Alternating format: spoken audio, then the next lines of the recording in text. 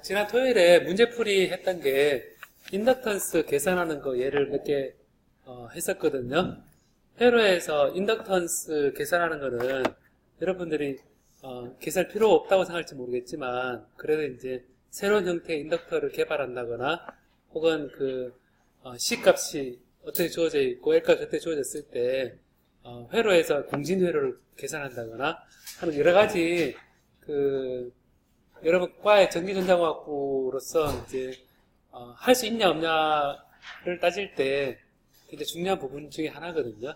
기본적인 거. 그러니까 기본이 이 전자기학에서 굉장히 중요한 부분이기 때문에 여러분 나중에 통신을 한다거나 나중에 뭐 개발한다 그래도 기본적인 원리에 입각해서 생각하는 것은 앞으로 계속 중요해집니다. 왜냐하면 원리에 입각해서 생각하는 것들은 어떤 꼼수로 계산하는 게 아니거든요. 그냥 정확한 원리에 입각해서 전류가 흐를 때 전류소와 전류소 사이에 상호작용 관계에 의해서 L이 결정된다. 이런 개념들을 알고 있어야겠죠.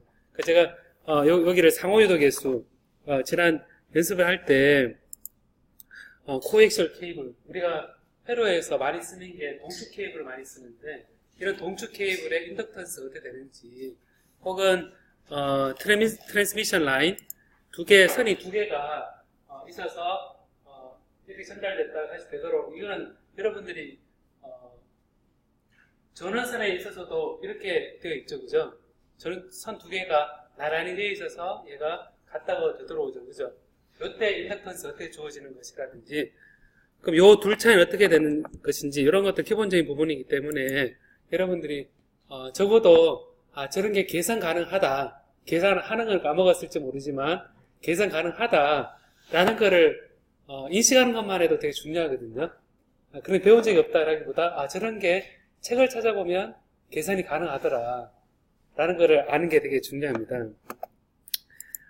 그래서 지난 시간에 이제 또 했던 게 상호유도 계수들에서 두 개의 코일이 이렇게 서로 H만큼 떨어져 있을 때 반경이 A인 거와 B인 거 사이에 있을 때 둘 사이에 상호유도 계수가 어떻게 주어지는가 라는 걸 계산을 했었습니다. 그래서 여기에 전류가 I가 흐를 때 다른 쪽에 전류가 어떻게 유도되는지 이런 것들을 기본적으로 알 수가 있는 거죠.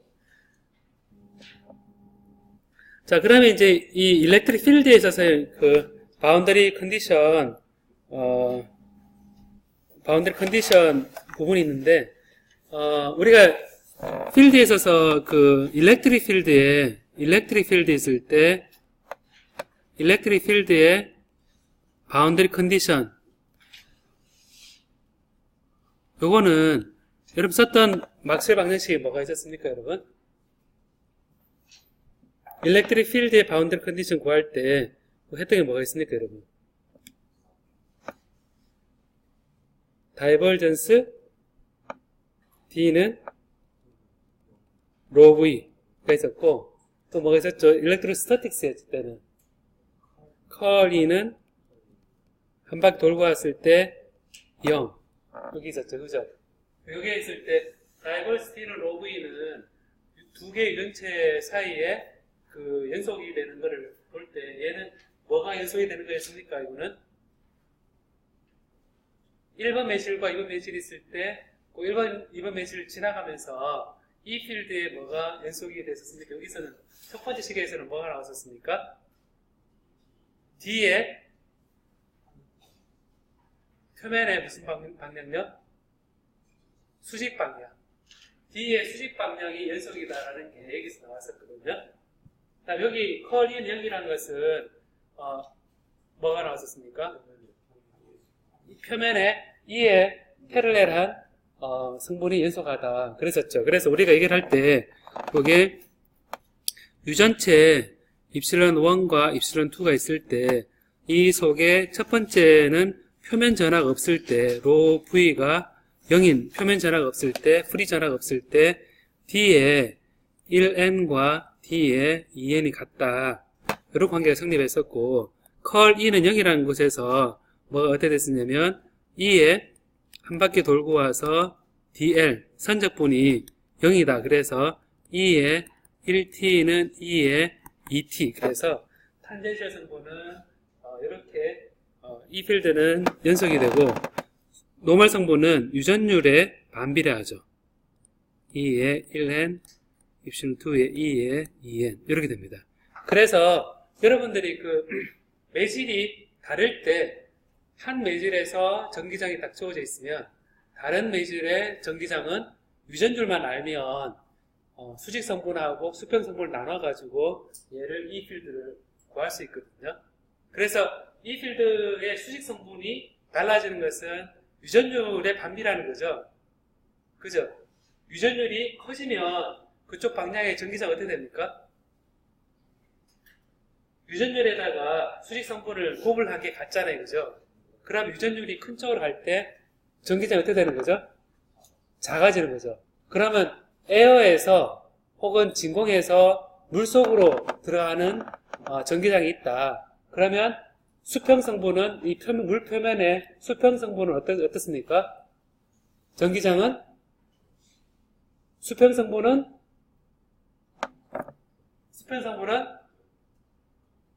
물 표면에 지나갈 때 같죠. 그 다음에 수직 성분은 물로 들어갈 때 전기장의 수직 성분 어떻게 되겠습니까? 줄어든다. 그죠?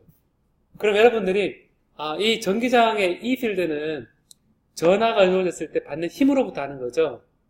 그죠? 그러면 물속에 들어갔을 때 이 필드가 차지가 받는 힘은 줄어드는 거죠. 그죠? 왜냐하면 다르게 얘기하면 이 매질 속에서 다이엘렉트릭 속에서 전기장이 스크리닝이 되기 때문에, 왜냐하면 플러스 마이너스가 얘가 외부 전기장에서 정렬이 되기 때문에 실제 차지가 느끼는 것은 정렬된 차지를 뺀 값을 느낍니다. 그래서 그렇고, 여기서 이제 우리가 알고자 하는 거는 이제 마그네틱 필드입니다. 마그네틱 필드는 어떻게 될 것이냐. 자, 마그네틱 필드는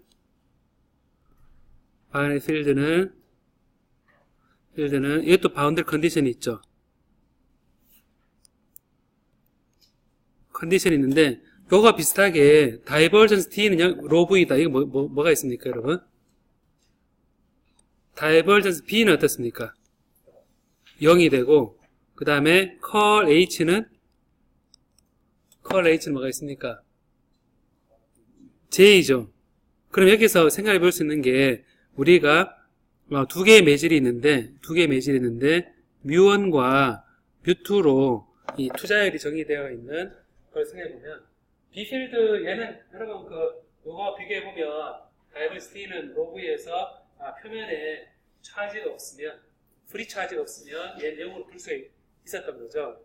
그런 것처럼, 근데 이 자기장의 경우는 어떠한 경우라도 다이버시티는 0이 되니까 걱정할 필요 없죠. 어떤 경우라도 두 매질의 표면에서는 이 경계면을 지날 때 B의 수직 성분은 어떻습니까? B의 수직 성분은 같죠. 그래서 얘는 어떤 경우라도 B1n과 B2n은 같습니다. 그 다음에 컬 E는 0이었는데 컬 H는 J가 되어 있잖아요. 그죠? 되어 있는데 컬 E는 0이라는 것은 얘는 시간에 대한 자기장이 변하지 않을 때의 조건이고, 컬 H는 J 되어 있는데, 그러면 J가 0이라면, 표면에서 흐르는 전류가 0이라면 어떻게 되겠습니까? J가 0이라면 표면을 흘러가는 전류가 0이라면, 전류가 흐르지 않는다면 우리가 H의 1T와 H의 2T가 연속입니다. 그래서 전기장일 때 E가 1T, 2T 탄젠트 성분이 연속인 것처럼 표면에 흘러가는 전류가 없다면, 예를 들어서 어떤 거냐면 철하고 코발트 사이, 어떤 매질 속에 실제 전류 흘리지 않는다면 여기 위에는 알루미늄이고 여기는 철이다. 그럼 이 표면에서 전류가 없다면 우리가 H1T와 H2T는 탄젠트 성분은 그대로 연속이고, 이 B의 수직 성분은 항상 연속입니다. 그럼 이걸 이제 우리가 B로 표현하는 것이 우리가 실제 생활에서 우리 감이 오는 건데, 왜냐하면 우리 차지 Q가 있을 때 이제 얘가 U로 움직이면, 속도 U로 움직이면 얘가 받는 힘은 U 곱하기 B로 주어지거든요. 그죠? 여기에 받는 힘이죠. F, QU 곱하기 이게 이제 마그네틱 필드에 의한 힘인데, 그래서 B 필드가 우리 실제 생활에서 느끼는 거기 때문에 이 H1T는 우리가 μ1분의 B의 1T는 μ2분의 B의 2T 이렇게 해서 수직 성분하고 수평 성분을 다 알고 있으면 전기장, 자기장이 각각 어떻게 되는지 알 수가 있죠.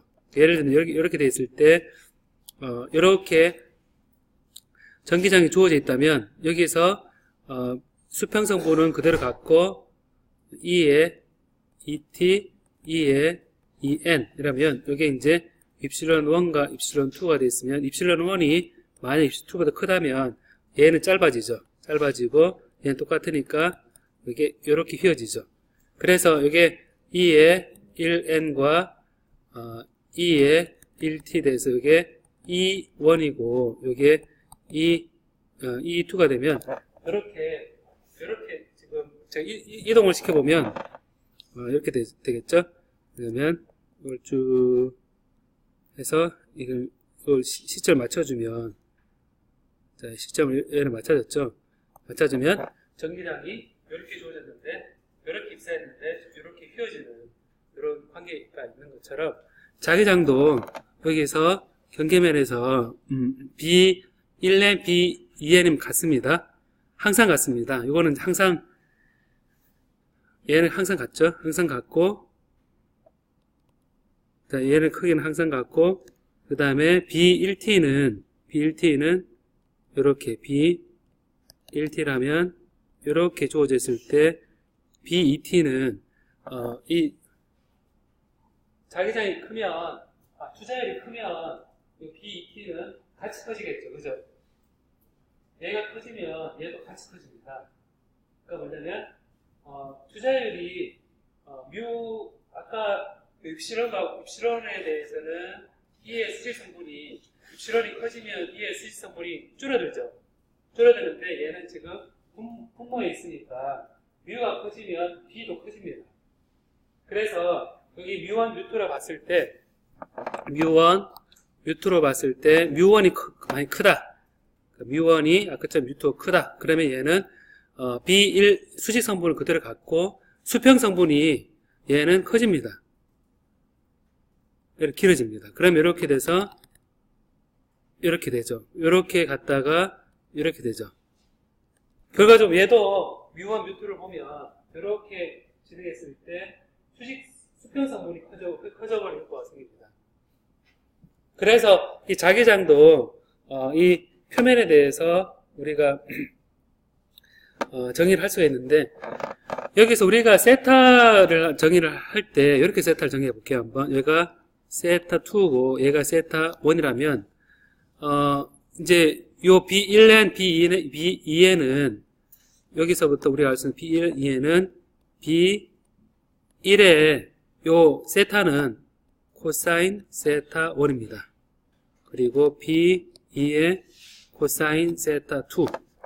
그러니까 면의 수직인 성분에 대해서 자기장의 이룰 각도, 얘를 세타로 치면 수직 성분은 B1의 코사인 세타 1이고 그래서 코사인 세타 2고 탄젠 성분은 B1의 사인 세타 1이 되겠죠. 그래서 여기는 사인 세타 1이니까 뮤 1분의 B1의 사인 세타 1 그 다음에 B2의 뮤 2의 사인 세타 2 이렇게 됩니다. 자 이렇게 되니까 요걸 이제 얘를 1번에서 2번 1에서 2를 나눠주면 어떻게 되냐면 이런 보면 여기에서 여기를 나눠줘 볼게요 한번. 그러면 이제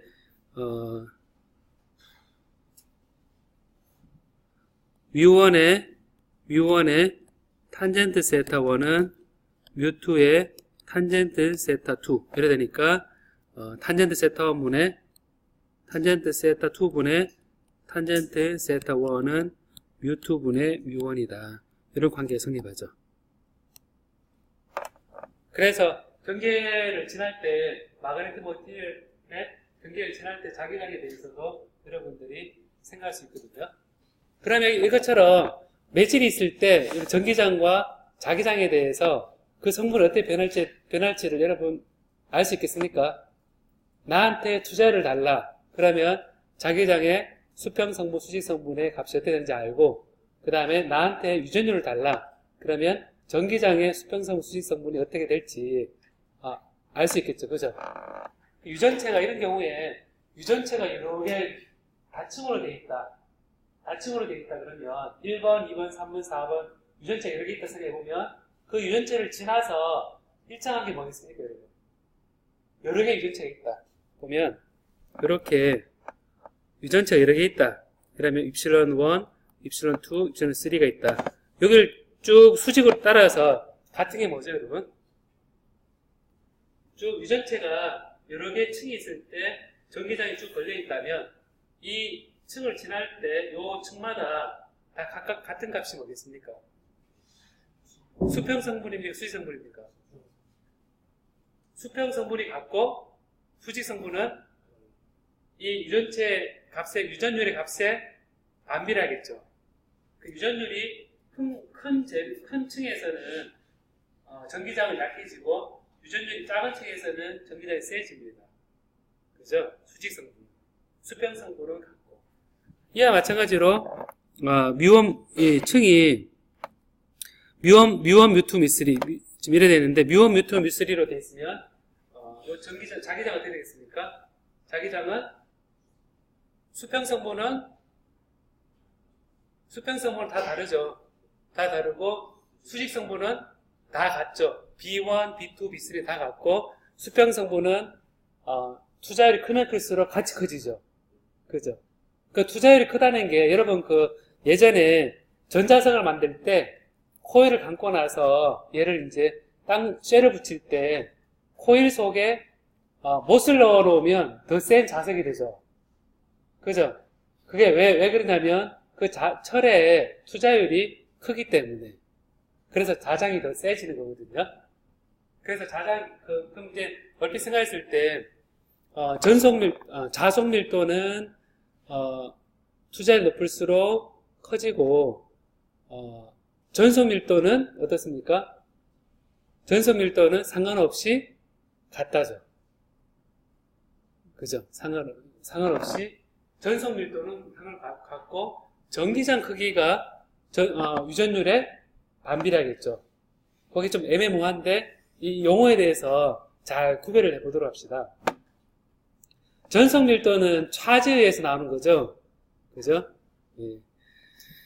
그래서 이게 이제 마그네틱 바운더리 컨디션인데 여기서 한 가지 생각해 볼 게 뭐가 있냐면 지금 여기서 컬 H는 J인데 만약에 전류가 흐르면 어떻게 되겠습니까? 전류가 흐른다 그러면 H의 수평성분이 연속이 아니겠죠. 그죠?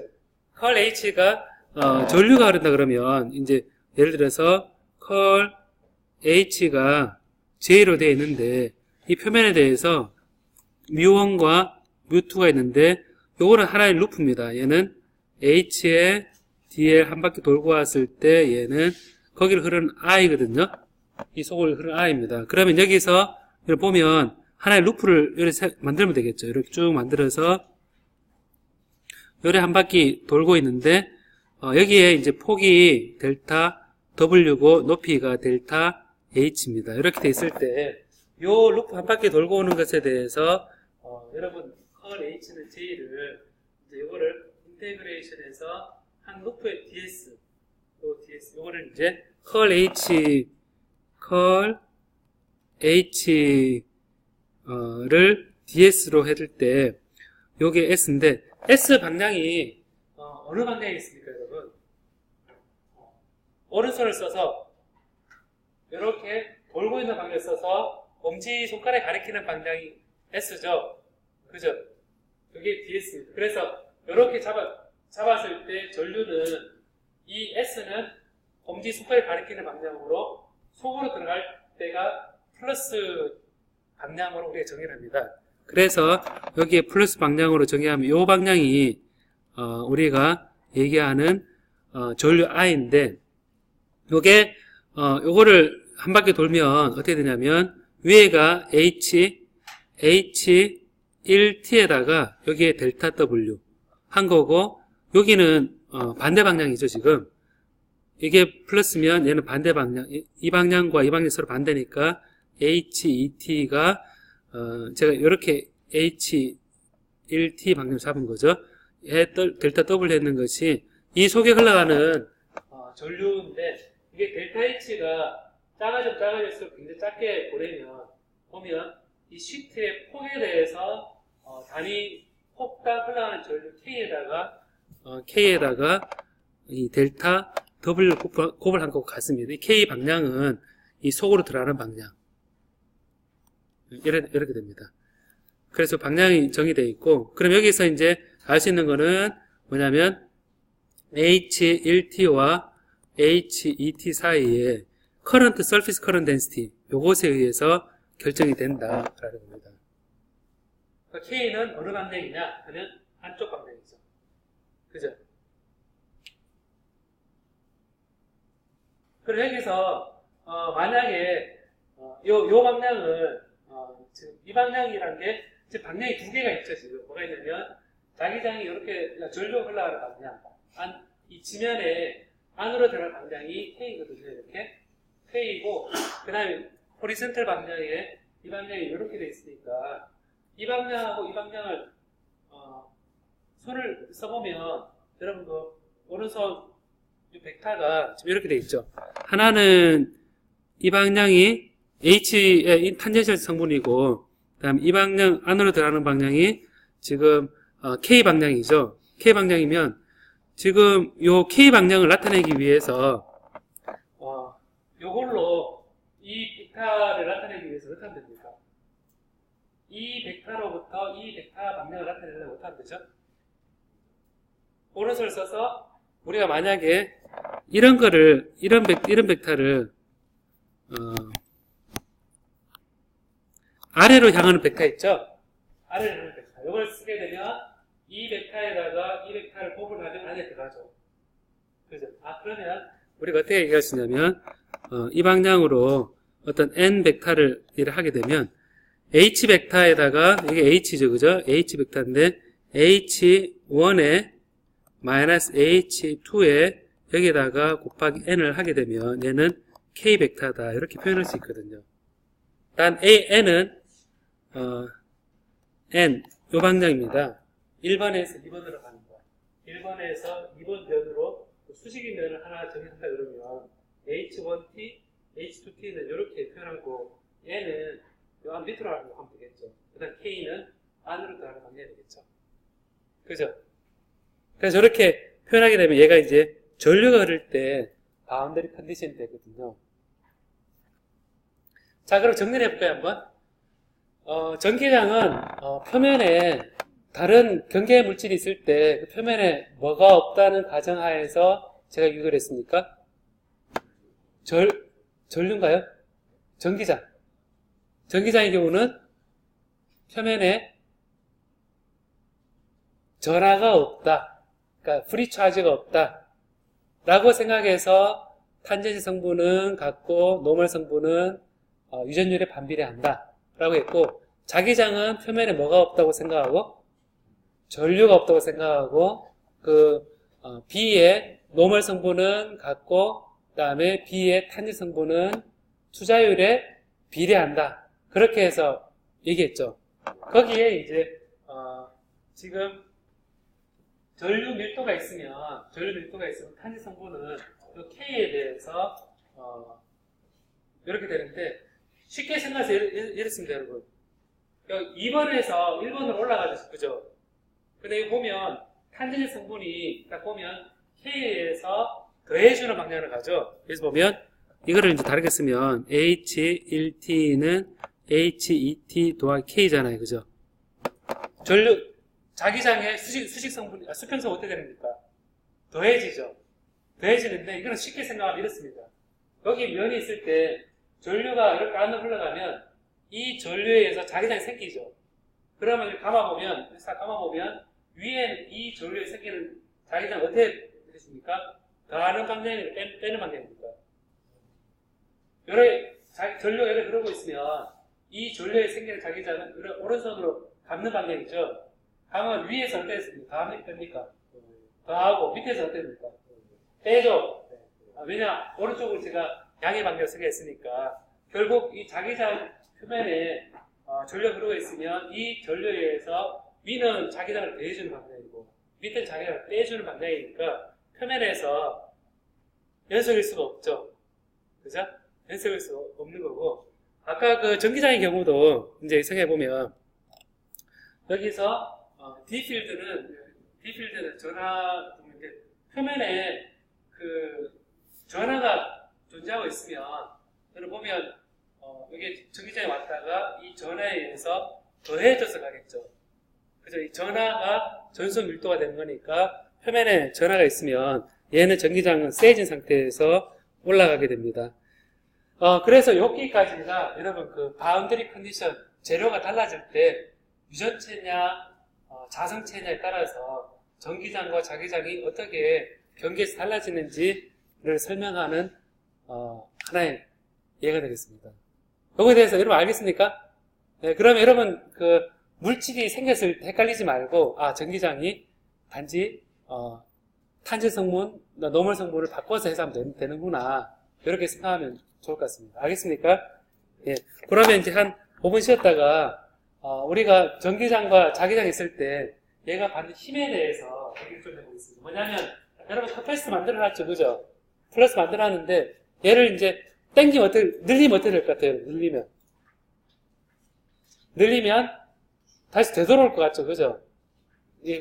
땡기면 되돌아올 것 같습니다. 왜 그렇겠습니까? 잘 땡기 힘들겠죠, 그죠? 근데 그거에 대해서 일렉트릭 필드가 존재하는 곳에서 어떤 전극을 땡겼을 때 받는 힘, 그 다음에 자기장이 걸려있을 때 자석이 걸려있으면 자석으로 땡겨지죠, 그죠? 근데 왜 땡겨지는가에 대해서 잠깐 설명을 하고 힘에 대해서 개선하도록 하겠습니다. 4시 5분에 다시 시작하도록 하죠.